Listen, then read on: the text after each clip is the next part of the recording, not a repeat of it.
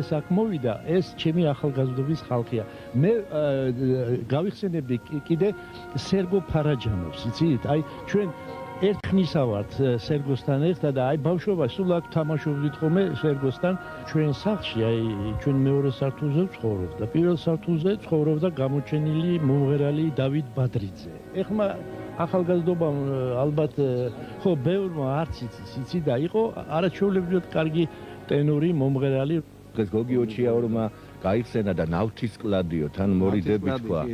ესა აი დღესაც ისე ძალიან კოლორიტული ადგილია და აი ძველი უბნელები იქ ვიკრიბებით ხოლმე ამ სანავთე წერტში. რაღაც მოიხსენიებთ ერთმანეთს ხოლმე და დიდი სიხარულია ხოლმე. ცხინვალე უბანი იყო და დღესაც ესეთი უბანია.